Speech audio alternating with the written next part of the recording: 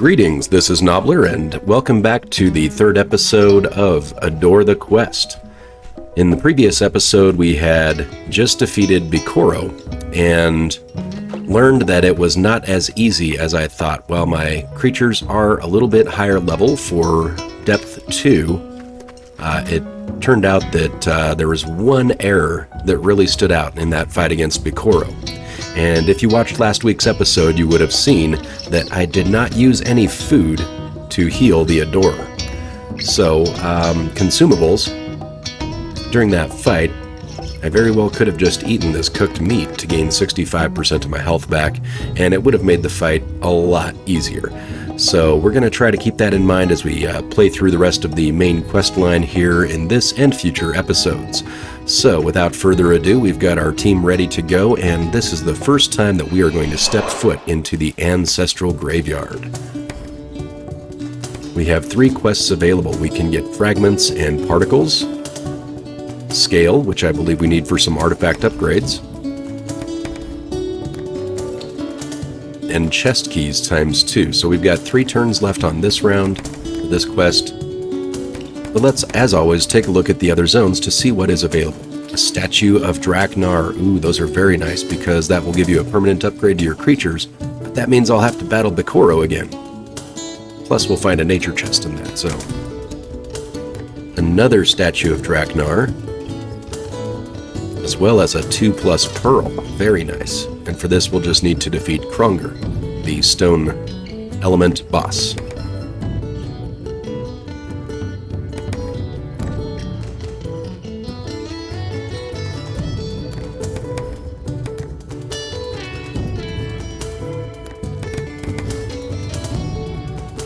And it looks to me as if going for those Tier 3 Kiham Mountain zones to get those statues of Draknar would be the smartest choice to make to upgrade the characters that we currently have.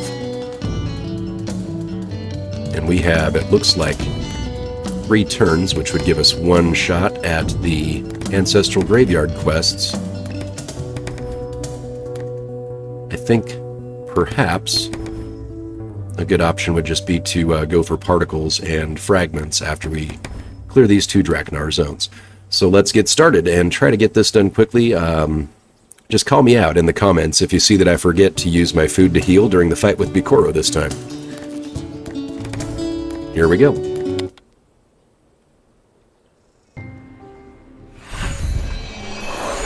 So we actually haven't recorded the battle against Gronker in this series yet because I had already defeated that boss, the second and first boss, before I started recording this series.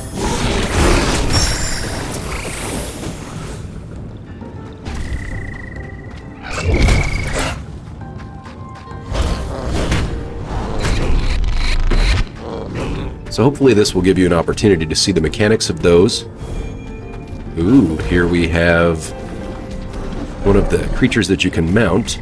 This one's actually kind of cool because now I need to make a 3rd battle team just because of the nature of the healing.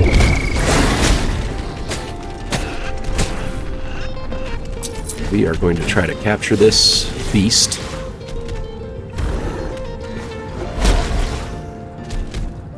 Oh, he's hiding against the wall. Can't get into the capture zone. I lost half of my progress already. There we go. So Daros, when fully charged, Daros will be a creature that you can mount and ride, and as long as you don't jump off, basically it charges through enemies. Of course, the downside to that is the fact that our creatures will, Daros will be taking damage throughout that special attack. So let's see, Bodin can get a permanent effect. We have the choice of leeching damage for health or extra gold from killed creatures. I'm not going to make gold a priority because, well, it's easy enough to farm that in other ways. So I think we need to select that leech for Bodin. Excelente, now he's up to level 3, 30% chance to recover health. That's going to make Bodin be a very sustainable DPS creature for most of the standard content. Maybe not in a boss fight so much, but could definitely self-heal. That's great. I like seeing that. And here we have Zaya can do 15% better heals or special energy increases faster. Now, Zaya has a stun attached with their special attack, and so that's actually really powerful to have crowd control if we are facing a challenging enemy, to be able to drop that out and stun them. So I'm definitely going to invest into that to recharge their special faster, because Zaya pops out for that one big hit, which means that Bodine and Kruth will be doing a lot of the wet work to get those other characters' specials queued up. Great. This is good stuff. Domu has the option of becoming more aggressive with attack speed, or lucky of not spending stamina to invoke. Now, I think a faster attack speed is always a good choice. Faster movement and faster attack are one of the aspects that I'm really trying to build into this team. So there we go. Faster, better. And last but not least, Kruth, our primary DPSer, returns damage. I am not a big fan of that, because to return damage you have to take damage, and I think that evasion is a much stronger tactic than just meat fate, or what do they call that? Meat shielding, face tanking, something like that. Or generate better healing from healing effects. This will give us a 5% increase from current. If we take a look here,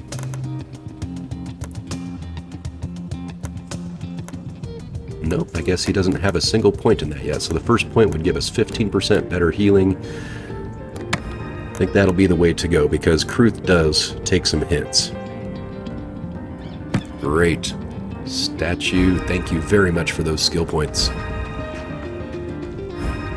And it looks like this might be the boss fight right there. Let's take a look at the map.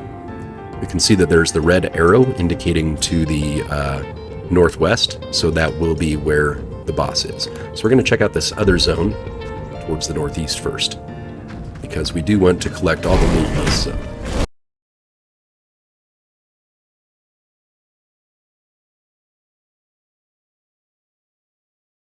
For any of you joining us for the first time in this quest series I'm titling Adore the Quest, I'm working my way through the main quest line of the game and showcasing about an hour's gameplay every week. As the game is being developed, there are sometimes changes that occur through the middle of the series, and you'll get to see some of those in action as I play, which could indicate some of your experiences if you decide to purchase this game. It is a lot of fun. It's pretty unique to have an action summoner style game like this, where the combat isn't turn-based. Think, back in the days with PlayStation and the Monster Hunter series, or the Monster Labs, where you get to blend and create creatures. This one's a little different because we are, I guess, bonding with creatures in the wild and then working to restore some primal balance. And in this day and age, I think this is a great theme. This is including us, the player, in sort of a positive moral value. We all know that there's a lot of forest being cut down these days. People talk about climate change quite a lot. And so I think it's good to see that these themes are starting to appear in gameplay, where we're, a character who is trying to restore some semblance of that natural balance. It just feels good. And you totally get that jive with the music in this game. I think it really suits the atmosphere of the mission, to have this acoustic guitar playing, a little bit of drums and some wood raspy sounds, and of course all the little creatures. I'm really excited to see what's going to be in that Ancestral Graveyard, so I should probably try to clear these zones as quickly as possible to maximize the amount of recording time that we can get in that new zone.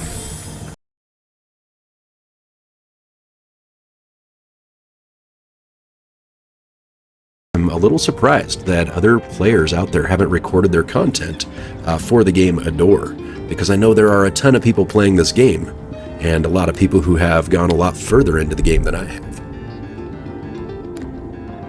So maybe this will inspire you to start recording some videos of your own, because this game's totally worth it. It's a lot of fun.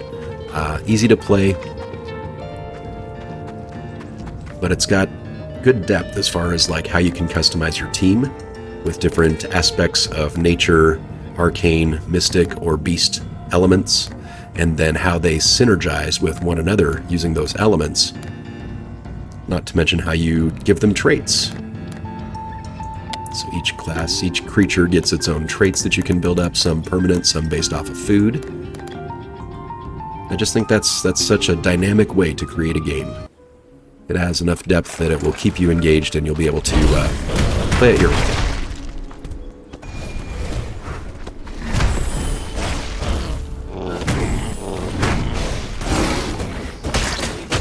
So Conger here is a big old monkey. I don't think a fight's really that difficult.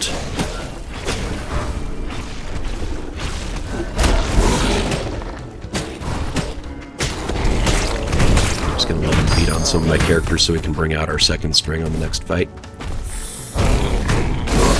There you see that Zaya was able to stun Conger. And sure, he took me down on life and stuff, but pretty straightforward fight. And if I really hit danger, like if Zaya and Kruth, being cursed, started taking more damage, all I need to do is just eat this cooked meat, restore 65% of my health. That would have just about taken me back up to full.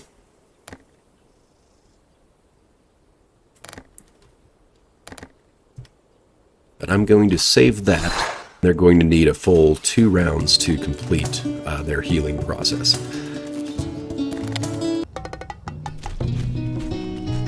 So here we are, back at the shrine. You can see that we've got our cursed creatures. We're going to deposit them so they can rest up, as well as the rest of their team.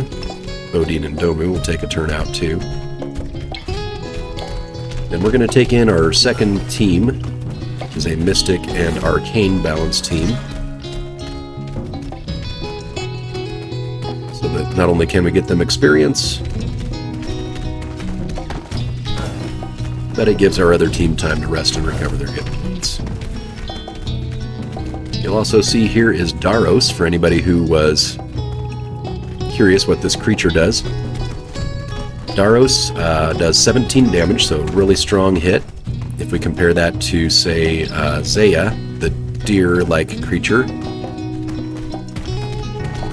Zaya is higher level, level 4, but I believe at base damage Zaya also did around 17 at a speed of 6. Pairing this with Daros, does 17 at a speed of 8. So Daros is faster, hits hard, but instead of stunning the enemy on the special, the Adore will mount Daros, and as you can see when you're riding Daros, any enemy that gets hit, and that's by the horns, not by the back, will be knocked back and damaged.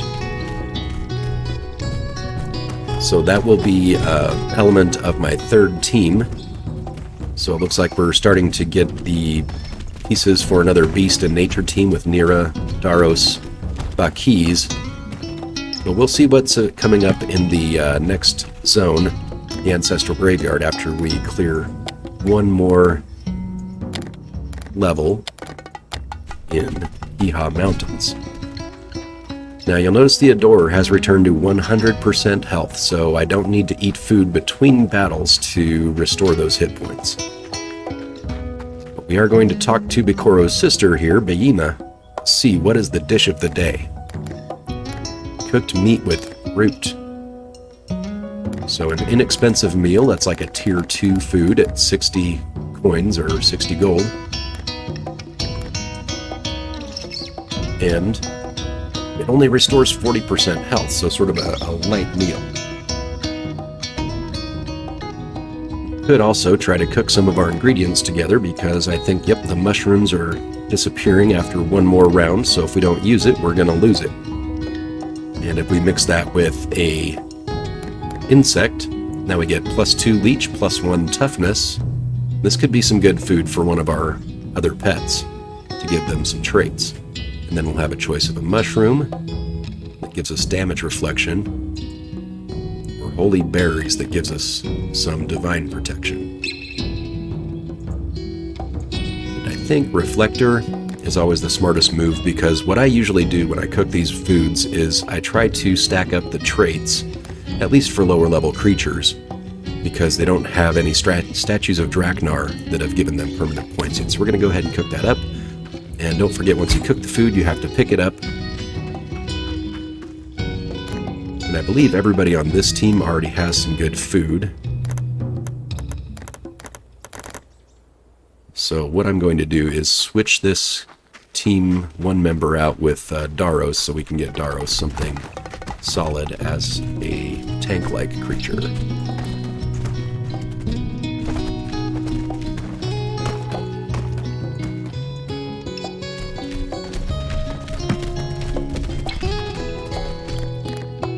Oops, I guess I forgot to take him out.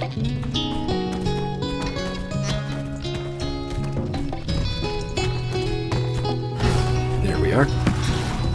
And so I suppose that while we have Daros in our team, I should also show you what Daros does in combat.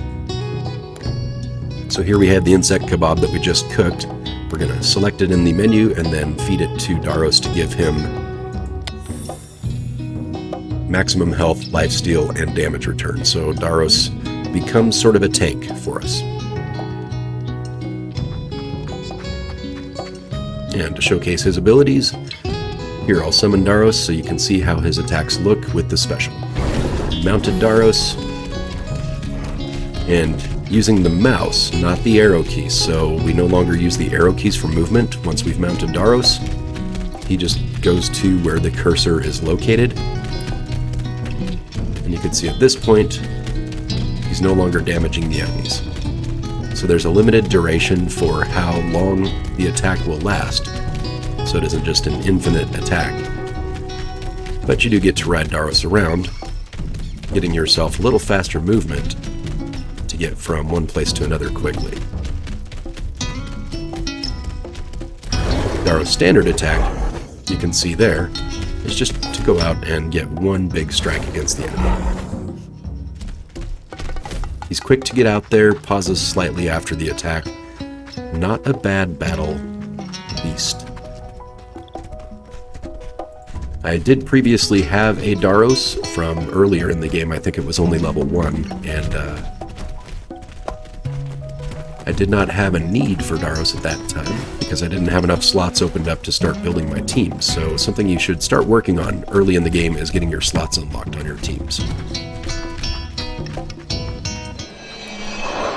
As far as I can tell, in the current game state, Will need about 3 teams of 4 characters each, so you can rotate them out between the different fights, and eventually that will lead to having specialized teams that you can use to focus in the endgame. So here we go, we're going to fight Bikoro again in Depth 3 Kiha Mountains. Please don't let me forget to eat my food.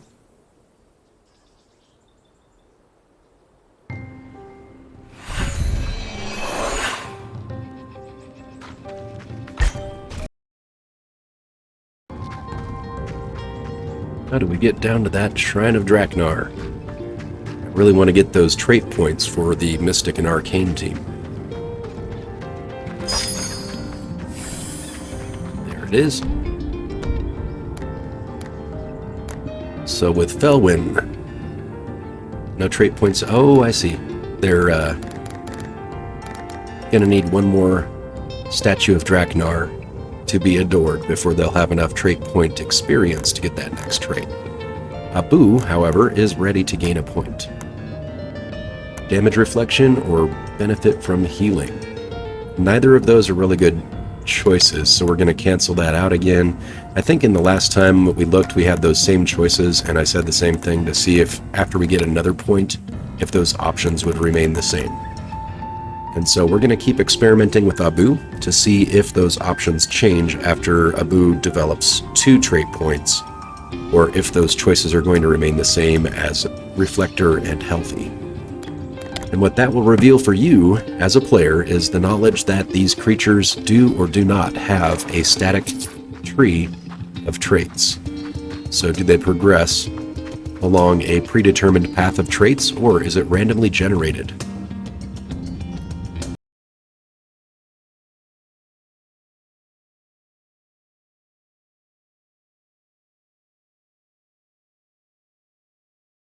We found another unidentified item.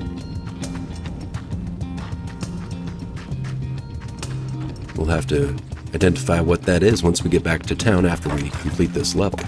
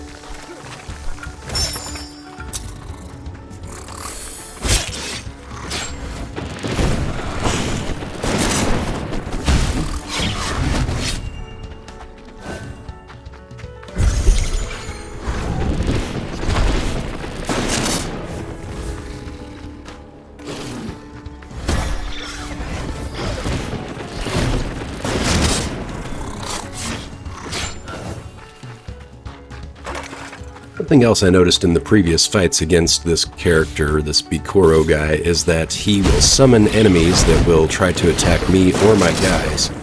So as long as I can avoid his summon, then my creatures will focus their attack on Bikoro.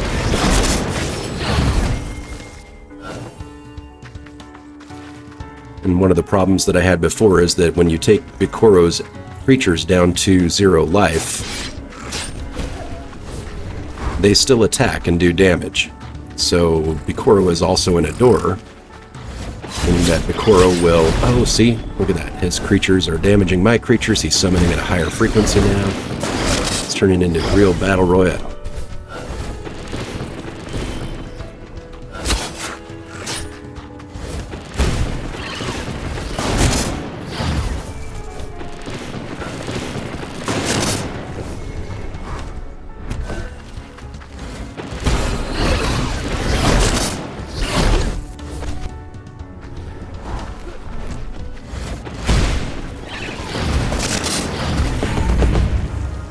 Well, I didn't need to use my food, but let's say that at some point I did have to use my food.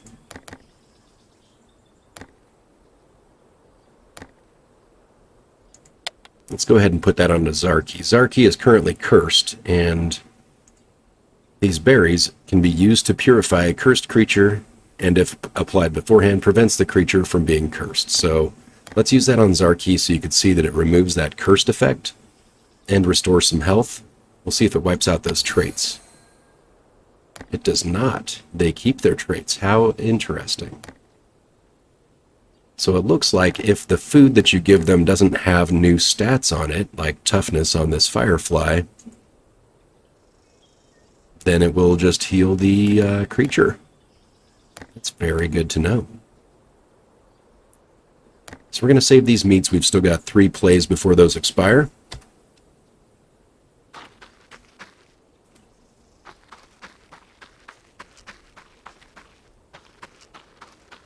Quick search around here just in case we can get one more healing orb. Doesn't look like there's any. And we can see what that unidentified object is.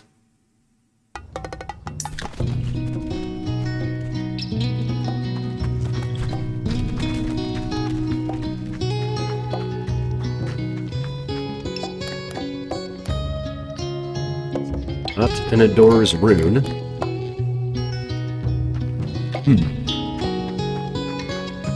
See if it's something that Alden sells.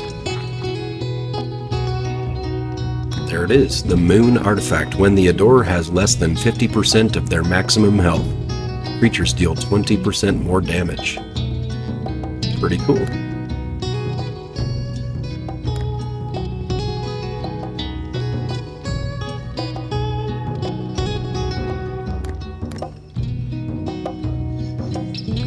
But I don't like relying off of taking damage to get benefits. think that's something that's going to come in handy on a boss fight later on. Let's check on the status of our creatures. Our Mystic and Arcane team has fully healed up. The Beast of Nature team is still recovering.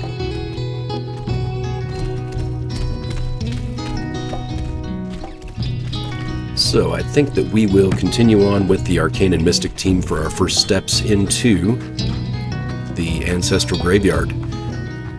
And as always, before venturing out, we're going to check on that dish of the day. A straight-up cooked meat health meal. Don't need that right now. So the Ancestral Graveyard. One turn we can either do the fragment and 2 particles, 2 chest keys, or go straight for the boss fight. A Zuno Legendary Arcane. There's also a statue of Draknar there, but this doesn't expire for 3 turns, so really our choices are keys, Particles of Gatordrake, the Kiha Mountains, and Gatordrake Forest. I don't see anything that's really that urgent. We could do one more statue of Draknar out of Gatordrake, but I think we've all become pretty tired of seeing existing content already. I think we just need to dive into the Ancestral Graveyard and see what's up here.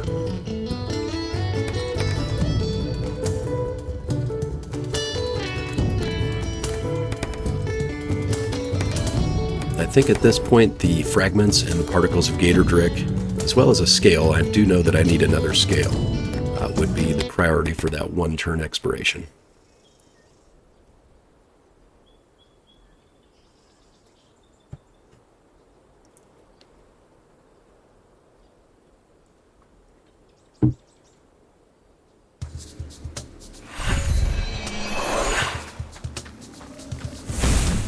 There's a Zarky.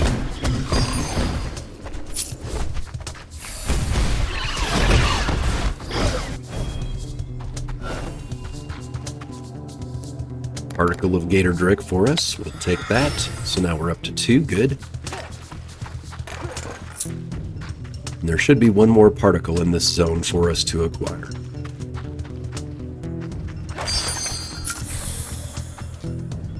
Let's get Zarky against this enemy.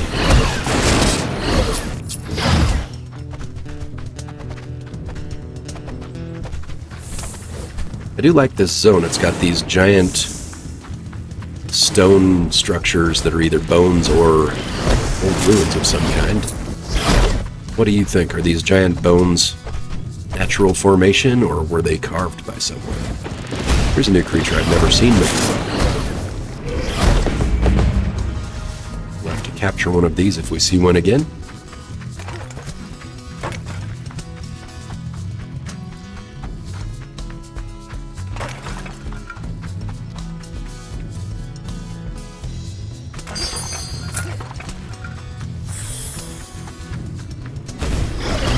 Felwyn. So it seems like most of the arcane creatures we can find are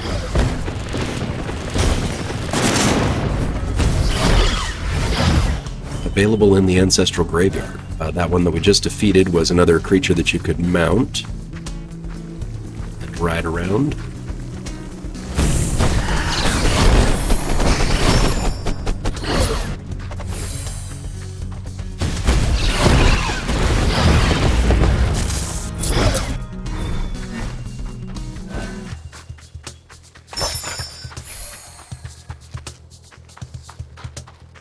One that looked similar to a manta ray or a stingray, kind of floating slowly.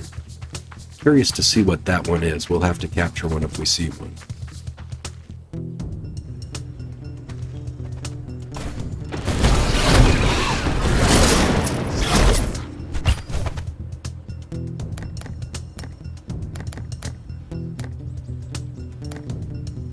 Let's give Abu some of this meat.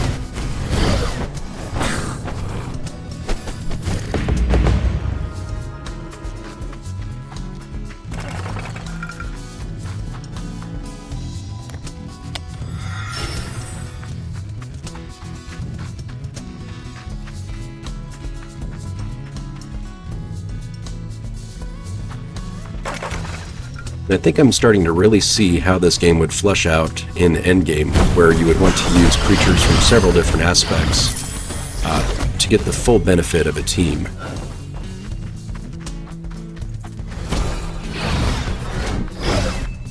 The beasts seem to have better hit points or better armor in general.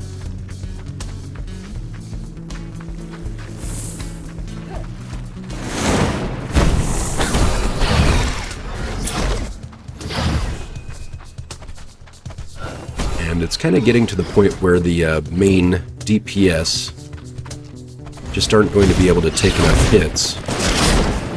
So, sort of in a pattern of using this stamina bar, we've got 2 summons basically we can do with each combat iteration.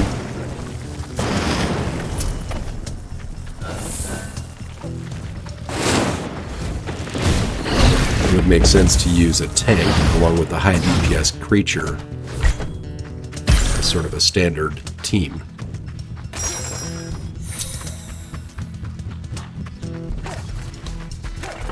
Or in the event of trying to capture something at higher levels, it would probably be a creature that can do some tanking, that is, take damage for a little bit, and another creature that does crowd control.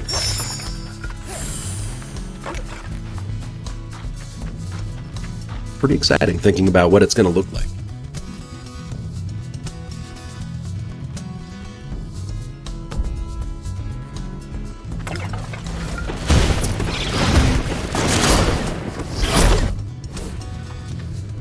Oop, here's one of those creatures. Let's hit it just a little bit. Okay. Ooh. Blasts water, that's cool. I like that.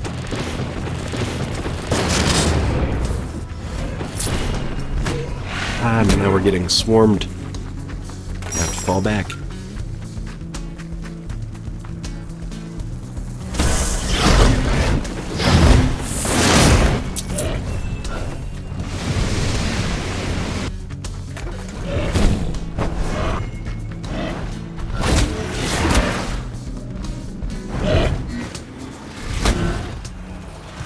Hakin, a mystic creature.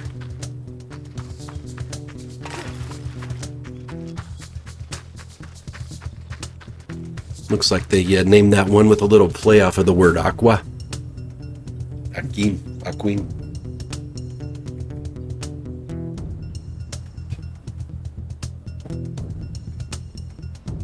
Reminds me of one of my friends, Joaquin, but obviously that's a little different.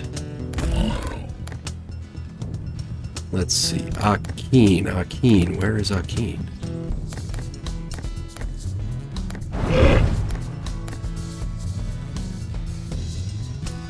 Fast attack speed. Middle range damage. Low HP, so this is a very squishy character. Low armor, low HP, but being fast. I think this is the mystic equivalent of your Migra.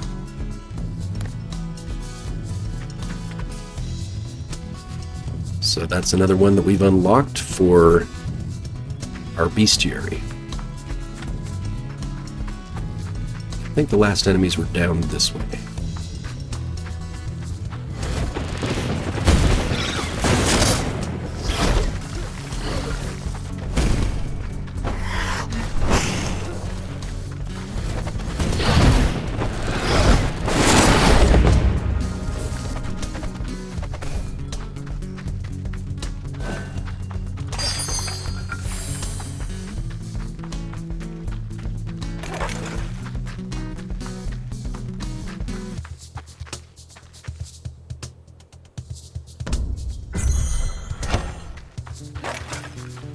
Ooh, get another event here to activate the Sentinel Towers. This one's kind of fun.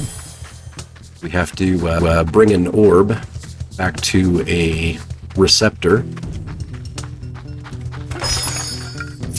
And along the way, enemies will try to stop us. Looks like we have to do that twice to complete this little subzone.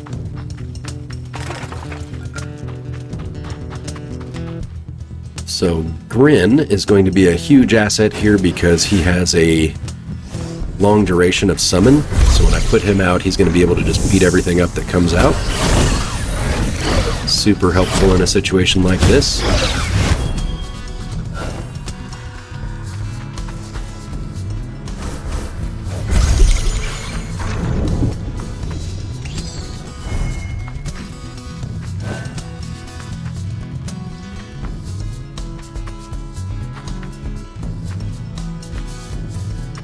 And it looks like we might have just had a little bit of a bug there where it tried to summon some enemies inside of a wall. They didn't appear, and there's no more enemies that are getting summoned.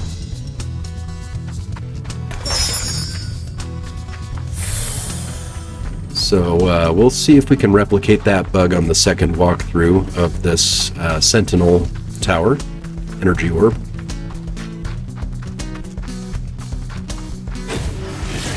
So first we got the orb, we summoned Grin. Grin took out enemies. I'm going to grab this orb. And Grin was returning to us as these enemies were being summoned, so it didn't replicate again. That's good. So it must have just been because those enemies were being summoned inside of the wall.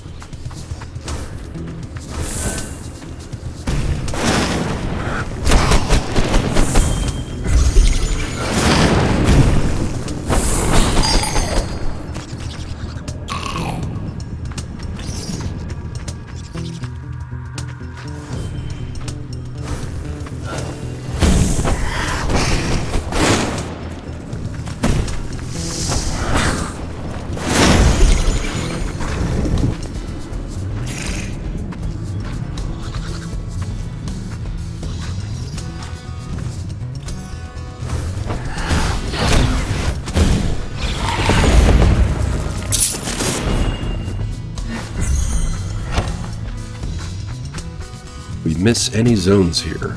Looks like that's a full clear. So there's our first peek at the Ancestral Graveyard. Oops. Another creature that we had not discovered yet, captured.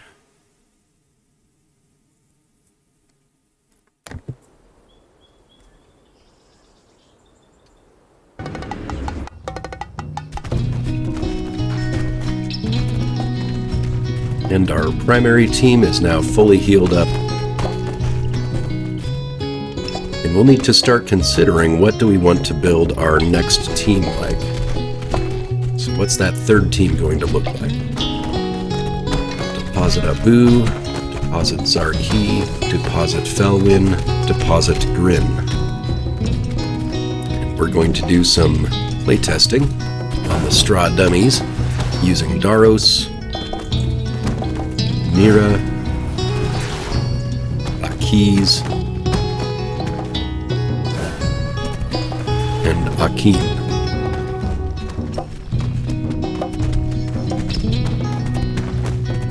How would you pronounce this creature's name?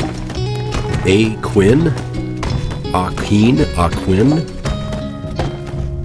Let us know in the comments what you think that one sounds like. As far as I understand it, the letter followed by an apostrophe usually makes the long sound of that letter, as if you were stating like A, B, C's in the alphabet. So I think grammatically that would be A, and then the Q-U-I-N, if we go with a English pronunciation, would be Quin, or if we go with more of a Latino pronunciation, it's going to be Kin. Akin. Is this conversation aching? Okay, bad joke, bad joke. Let's just get on with the gameplay, shall we?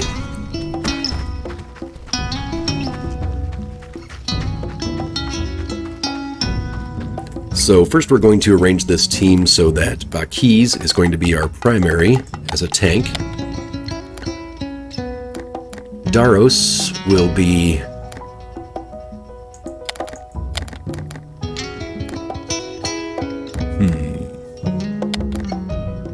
I think the third position is good for Daros, taking the place of Domu or Grin in other lineups. As sort of a long duration special ability, being able to ride Daros, heal with Domu, or deflect missile fire with Grin. Nira is a fast attack, multiple attack, but also a good defensive creature, so we're going to look at this as more of a defensive team, where Bakis has really high armor. Nira jumps in with quick attacks, but then also backs out of combat range, making it very effective for sustainable combat. And Akin, we really don't know. We're just going to take a look and see what that synergy looks like. So if we drop out Bakis, slow moving, does his hit. Boom.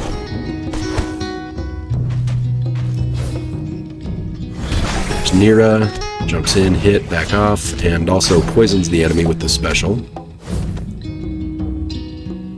Daros we saw already, and here is Akin. I'm just going to pronounce it Akin for my gameplay, because I think that Latino pronunciation sounds really awesome.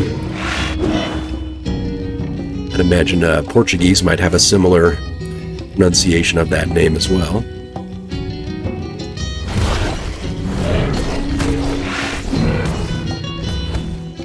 So it looks like Akin and Bakis both move kind of slowly.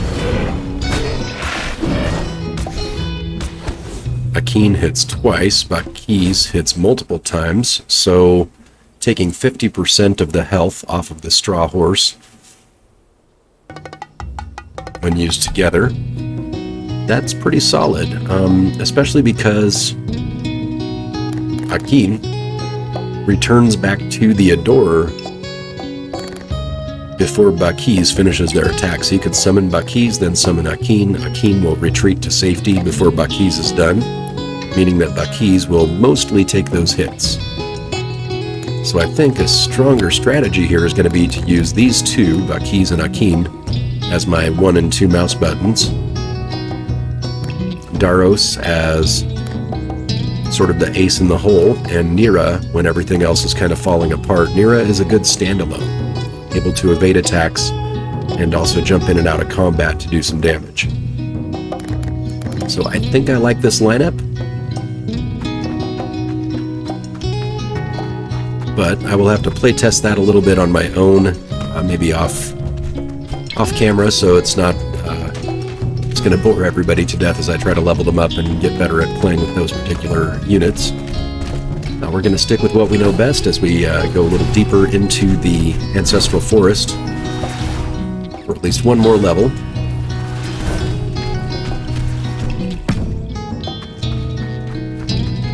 And as always, before we go into a zone, we're going to check Baina's shop for the dish of the day. Still cooked meat. How are we doing on consumables? So we have a couple of meats and a firefly. I think we're okay for now. Into the Ancestral Graveyard we go. 2 turns. This one expires. There's a big orange mushroom. We don't need a particle, so I think that, we should just go straight for the boss. Let's take on Azuno with our level 3, level 4 team of Beast and Nature versus an Arcane boss. We'll see how it goes. We have a little bit of food, plus there's a statue of Draknar there for us. Hopefully it'll be worth it. Hopefully we'll win. Time will tell. Let's dive in.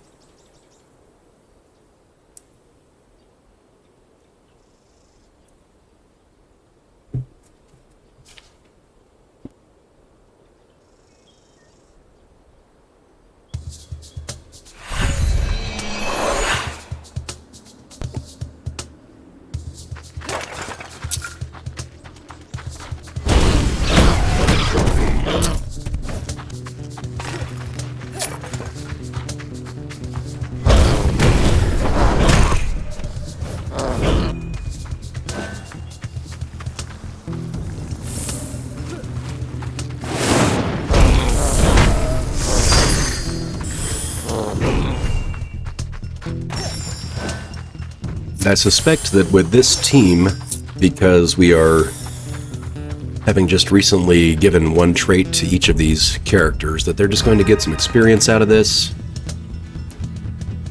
And it looks like Bodine has maxed out Interesting. I wonder if that's because Bodine is only level 3.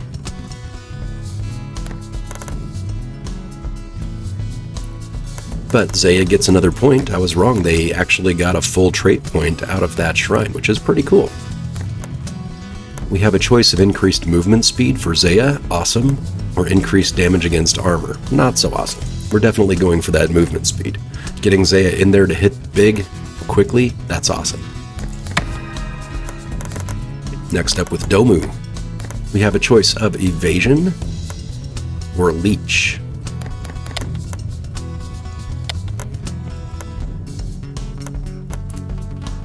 Domu already has 1 point into evasion.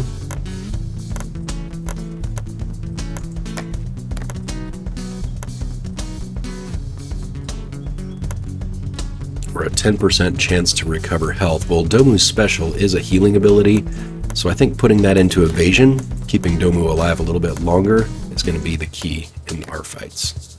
Oh, but look at this. I think that's already maxed out 2 of 1.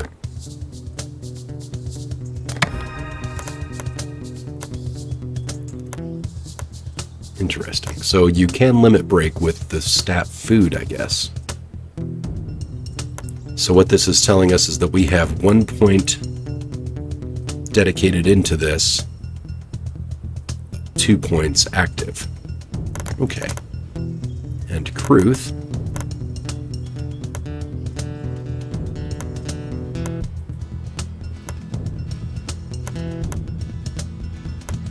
I think we will go for swiftness. 2 of 2 increases movement speed by 20%, getting Kruth into combat faster.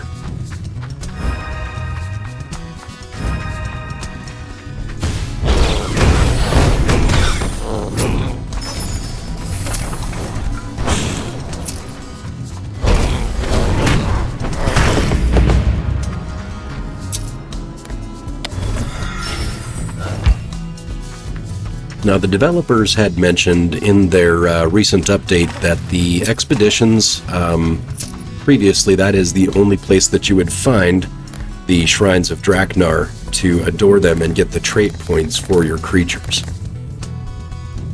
And they decided to add the Shrines of Draknar to the regular levels, and so they acknowledged that the expedition scrolls were not going to be very useful at this time, but they are planning to expand that content in the future to diversify the game a little bit. So if you do see those scrolls, don't stop collecting them because they will have some future applications. But at this time, certainly not a priority. I don't think we could see our inventory of what that is anyway. No place, it doesn't list the scrolls anywhere. So, on with this level.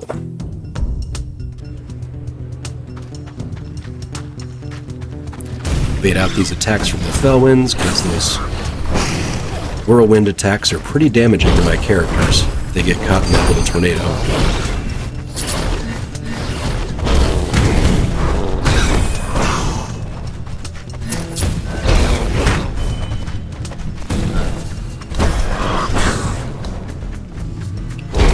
A lot of hit and run. Gotta keep our creatures from getting hit.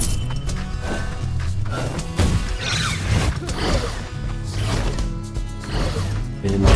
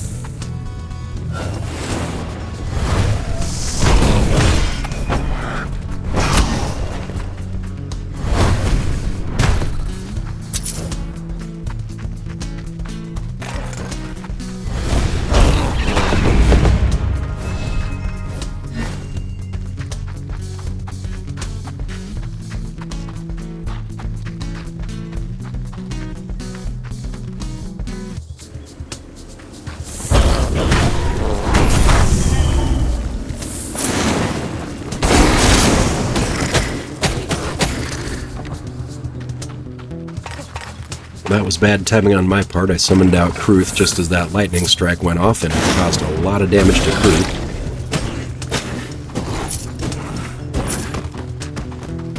Hopefully that doesn't cost us too much in the boss fight. Ooh, there's the boss. Where is it? Legendary creature. It says we need to capture Xena. Oh no. We killed it. It's a lot easier than I thought it was going to be. I thought that was going to be like a boss tough enemy. Oops.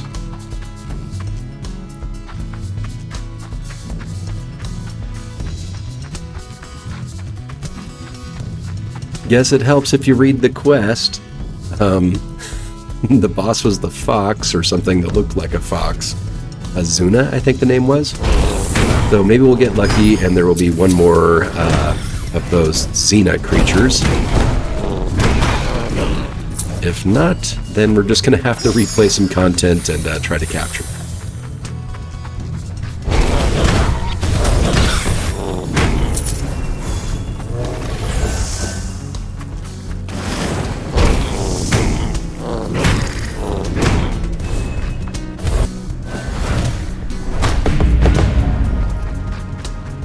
Oof, seems like we're out of luck here.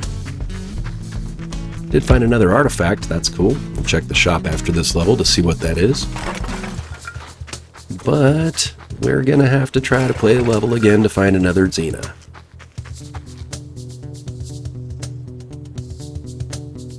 One more side zone to clear, and then we'll take on that boss Azuna.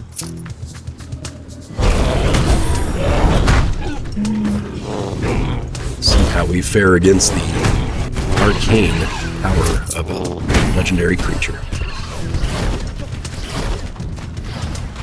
Bait out Felon's attack. Here we go. Counter with their own.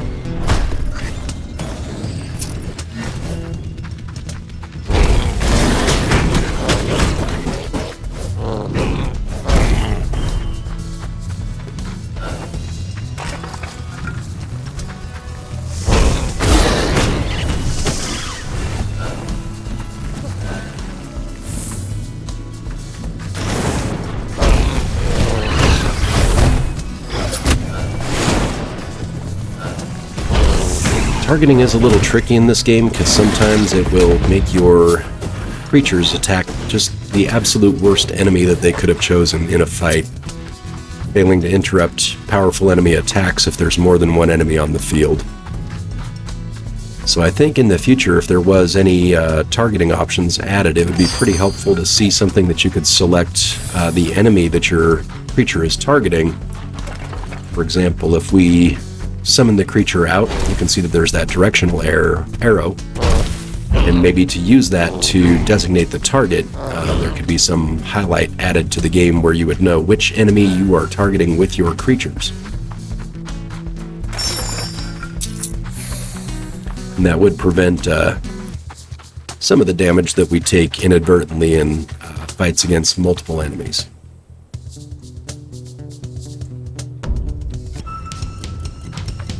Okay, here we are.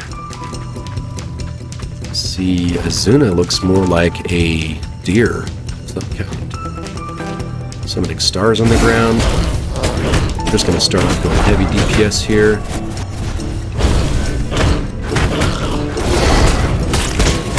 Ooh.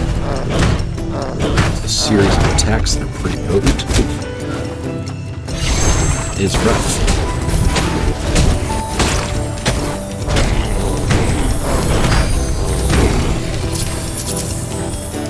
Hard fight by enemies, though. It looks like with Azuna, you can just do a kind of a burn DPS, attack aggressively and quickly, take advantage of that attack speed using Domu's healing ability.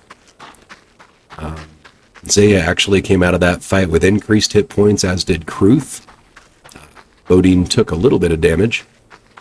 But unfortunately, we were not able to progress the quest any further because, like a dum-dum, I killed Xena instead of capturing it. So we're going to go back to the refuge. We're going to take one more swing at that to see if we could pick up Xena. But as it stands for being a legendary boss fight, I think that Gonkin, or whatever the monkey's name was, it's probably a tougher challenge. And I think the tiger boss from the first depth is actually harder than all of them. So we have a choice to make. Boo-boo, I think we can release. I wasn't very impressed because of a speed 6 and mediocre damage. And Fubu kind of ambles out there a little bit slowly. Just not going to be a strong character for our team. So we're going to let Fubu go.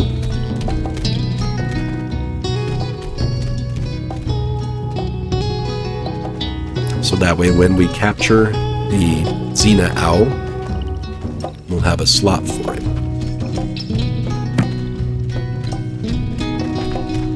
Let's take a look at the artifact vendor, Balden, to see what that artifact was that we picked up from that last level. The Arcane Core. When we recall an arcane creature, it creates an explosion that deals 3 damage and slows the enemy. So an interesting crowd control potential. I'm thinking if I was going to be capturing an enemy, to slow down the enemy's movement speed could be helpful, but that doesn't really help us with the angle relative to that creature, like if we're trying to stay in that capture window. Just because the enemy is moving slowly doesn't mean that it turns any slower. So it could easily still, pin itself against a wall and move its capture zone into the wall where you can no longer progress in the capture meter.